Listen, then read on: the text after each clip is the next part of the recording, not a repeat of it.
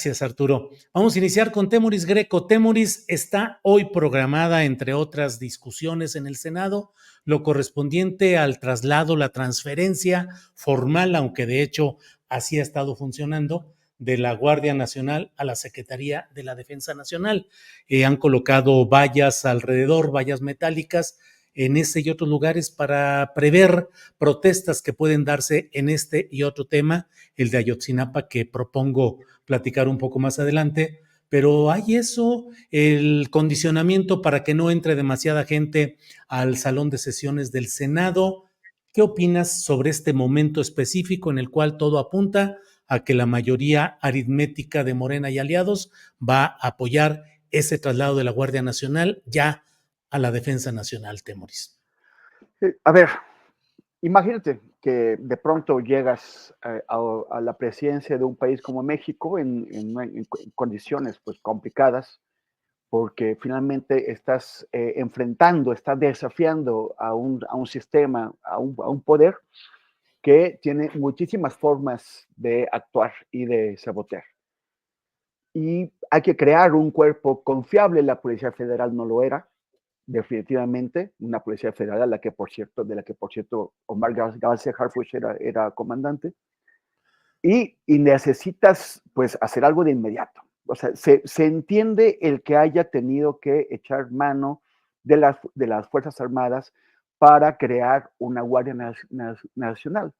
Lo que ya no se entiende es esa insistencia en querer dejar a la Guardia como parte de la Secretaría de la Defensa. En otras cosas hemos podido acompañar sus decisiones, las propuestas de la 4T, de López Obrador, pero en esta cosa, pues no, porque la idea sería convertir a esa Guardia Nacional en un órgano civil, que es lo que se prometió al principio. O sea, cuando dijo que los mandos serían civiles, que quedaría bajo control civil, y después cambió de opinión y dijo no, mandos militares nombrados directamente desde las secretarías de la defensa y colocarla ya como una institución. O sea, esto es un cambio constitucional. Cambiarlo va a ser muy, muy difícil porque requerirás en otro momento crear una mayoría calificada que pueda modificar esto. Y sobre todo convencer a los militares pues, de que suelten el poder.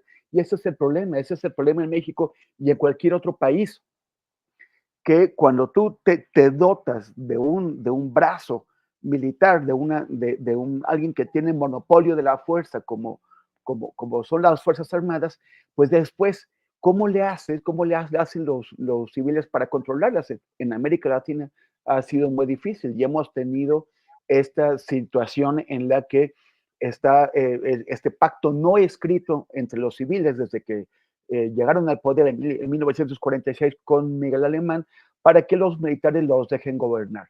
Es imposible de veras actuar sin darles a los militares ese espacio de impunidad.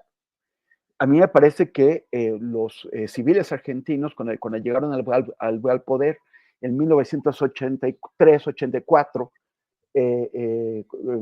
después de la dictadura militar de Videla y otros generales, lograron meter al propio Videla y a los presidentes militares de esa época, someterlos a juicio y condenarlos a prisión y meterlos a la cárcel, a pesar de que era un gobierno civil muy débil y de que los militares conservaban todo su poder. Es muy mal signo que se quiera trasladar a la Guardia Nacional al control de la Sedena, y anticipa pues que Claudia va a llegar ya a encontrar a unas Fuerzas Armadas pues más empoderadas que nunca. Si lo hubiera hecho otro partido político, pues muchos de los que ahora lo defienden dirían que no, pero como es Morena, pues entonces dicen que está súper bien. Yo no lo creo. Yo quisiera que se cumpliera la promesa que hizo López Obrador al principio de su sexenio, de que la creación de la Guardia Nacional iba a conducir a una fuerza civil y que esta condición militar sería temporal. No, ya lo están haciendo permanente y con eso vamos a tener que lidiar no solo en el sexenio que viene, sino durante muchos sexenios más. Bien, Temoris, gracias. Arturo Rodríguez, particularmente, ¿qué te preocupa o qué celebras en el caso de este traslado de la Guardia Nacional a su ente original, que es la Guardia Nacional? Hay quienes, incluso en Saltillo, que estuve por allá, alguna gente decía, pues aquí las cosas están tranquilas, no están tan graves. Realmente hay mucha cobertura policíaca y de la Guardia Civil Estatal y de la Nacional. ¿Qué pensar frente a la exigencia social de más seguridad, menos violencia en las calles? ¿Qué significa este traslado? ¿Qué pros y qué contras le ves, Arturo? Bueno, yo creo que se trata de la culminación o del momento administrativamente culminante de un largo proceso que para el caso concreto de la Guardia Nacional inició en 2018-2019 y que bueno, hoy tenemos este proceso de incorporación a la defensa nacional, porque hay que recordar primero que la primera y la tercera brigadas de policía militar, en ocasiones también la segunda, fueron empleadas desde 1999 como policía federal. O sea, eh, lo que nosotros veíamos, inclusive en procesos represivos como el de Oaxaca o el de Atenco o el de Lázaro Cárdenas, Michoacán o el de Cananea, eran contingentes muy numerosos de policía federal, de uniforme de policía federal, que en realidad eran de la primera y tercera brigadas de la policía militar con uniforme azul, inclusive para la custodia de la infraestructura de luz y fuerza del centro cuando se declaró la extinción. Entonces, a través de los años, yo pensaría más o menos en cerca de 20 años, poco menos, unos 18, se empleó de manera eh, oculta, opaca, a las policías militares, a los policías militares como policías federales. Era un disfraz, básicamente, que posibilitaba que los militares actuaran en tareas de seguridad muy destacadamente en procesos represivos y que al crearse la Guardia Nacional, digamos que le da una institucionalidad o institucionaliza este acuerdo opaco al integrarse precisamente con las 3 brigadas de la policía militar. O sea, hay que recordar que ese es el origen y una fracción pequeñita de marinos, pero que ese es el origen Ujú. de la conformación de la Guardia Nacional. Se supone que hay una escuela, una academia de Guardia Nacional que sin embargo sigue dentro de la Secretaría de la Defensa Nacional, o sea, forma parte de la Escuela Superior de Guerra. De tal suerte que el carácter militar que ha tenido la Guardia Nacional desde su origen, digamos, opaco, desde su origen en el 99, en el gobierno de Cedillo, creo que para todos, no para todos, porque los jóvenes no, pero recordaremos que la primera operación de la que tuvimos registro, pues fue aquella incursión a Ciudad Universitaria, en la huelga 99-2000. A la fecha, pues estamos hablando de los mismos grupos y yo creo que en muchos casos también de los mismos mandos oficiales y efectivos.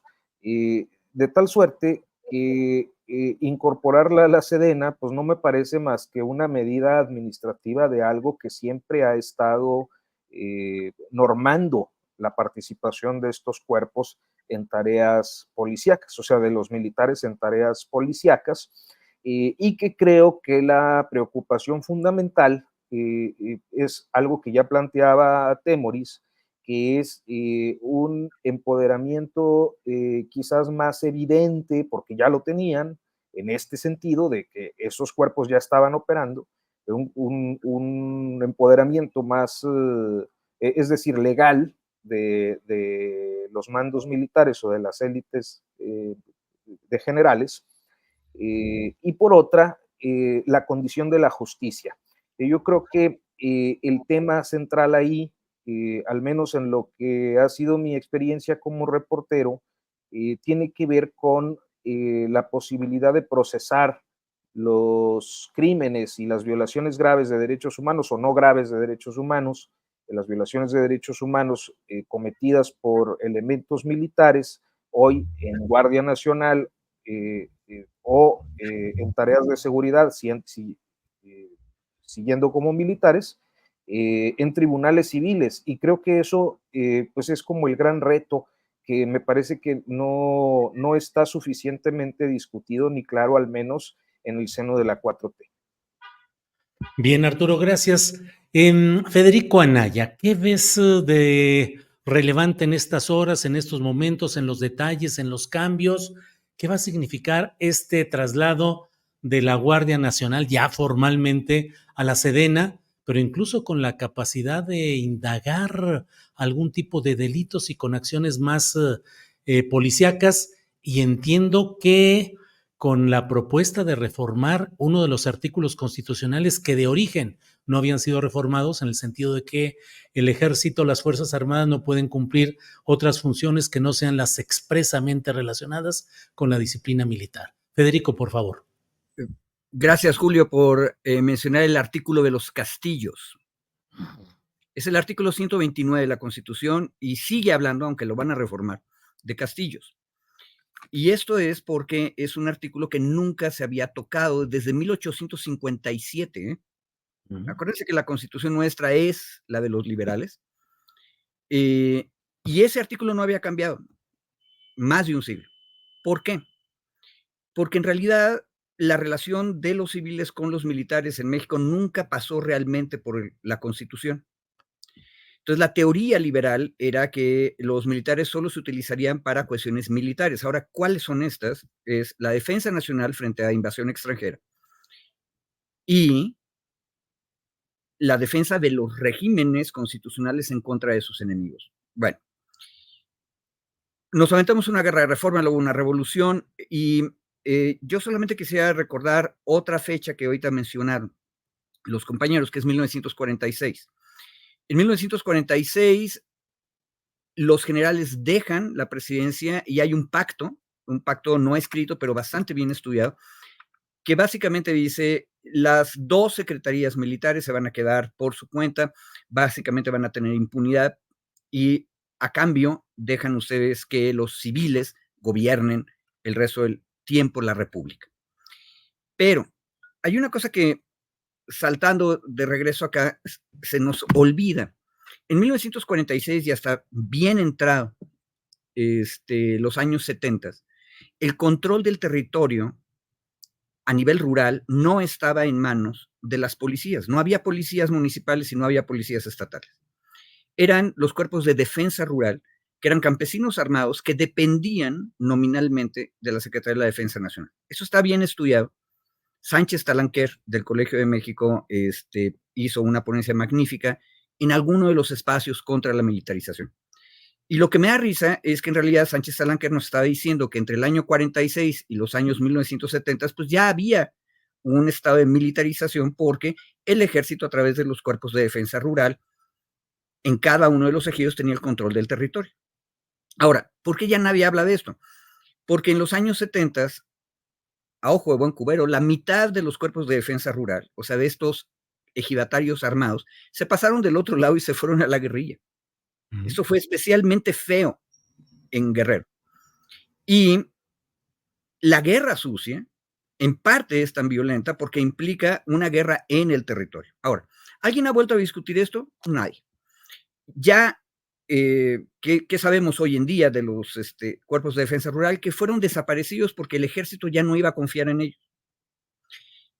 Hay muy poquitos cuerpos de defensa rural ahorita y por lo tanto no hay control del territorio. Y donde no hay control del territorio hay vacío y donde hay vacío hay caos y hay crimen desorganizado y organizado. Y eso es lo que nos llevó a lo que nos está diciendo el compañero Rodríguez. Es desde la época de Cedillo que las Fuerzas Armadas han estado trabajando con la cuestión de la seguridad pública. Pero el problema es que los civiles tomamos la decisión de no discutir el tema. Ahora, ¿quién lo dijo? Vi un comentario ahí, AMLO nos engañó. No, no nos engañó. En 2017 publicó un libro en el que decía, no hay otro modo más que utilizar a las Fuerzas Armadas. Es decir, cambió su posición de las campañas electorales del año 6 y del año 12. En la campaña electoral de 18, él dijo, hay que usar a las Fuerzas Armadas. Y el 20 de noviembre del 18, ya siendo presidente electo, cuando presentó a Luis Crescencio Sandoval como su secretario de la Defensa, anunció la Guardia Nacional, y la Guardia Nacional siempre fue concebida en el proyecto como un cuerpo militar. Ahora, ¿cuál es el problema? Y lo dijo Andrés en su exposición de motivos. No necesitamos un ejército para la defensa internacional porque estamos abajo del paraguas nuclear norteamericano, eso no lo dijo él, pero es la realidad, pero nadie nos va a invadir. Segundo, no vamos a usar al ejército para reprimir a nadie. Entonces, ¿qué nos queda? Protección civil, y la otra cosa es policía. No me preocuparía tanto de las facultades extras de investigación porque esas ya estaban ahí en el 20 y 21 y lo único que está haciendo es precisarlas. Lo que está mal, en mi opinión, lo que falta reformar es por qué la Secretaría de la Defensa Nacional tiene que estar dirigida por militares. Eso es incongruente, deberían ser civiles. Y segundo, ¿por qué tenemos dos secretarías militares? Debería haber una sola Secretaría de la Defensa Nacional con cuerpos militares dedicados a la defensa de las costas, la protección civil, que es el ejército, la vigilancia aérea, que es muy pequeña, otra vez el paraguas nuclear sigue ahí, y las labores de policía. Y ojo, ese es el tercer nivel. También faltan, y eso no está cambiado, se reformó desde 19, no va a cambiar, estados y municipios. Necesitan tener policías. Ahora, nada más sobre control territorial. Es completamente distinto Guardia Nacional que Ejército, porque el Ejército tiene algo así como 40 zonas militares y la Guardia Nacional tiene más de 300 bases. O sea, su territorialidad es completamente distinta. Y uno de los problemas de que las defensas siga estando al frente un general de división es que le estás dando al Ejército de Tierra un control indebido sobre otro cuerpo militar que es distinto. Sí. Tú deberías tener un civil y luego un Estado Mayor conjunto donde tienes al comandante general de la Guardia Nacional, al el comandante general del Ejército y el comandante general de la Armada y al comandante general de la Fuerza Aérea. Un Estado Mayor conjunto con mando civil. Ese es el siguiente paso. Bien, gracias, Federico.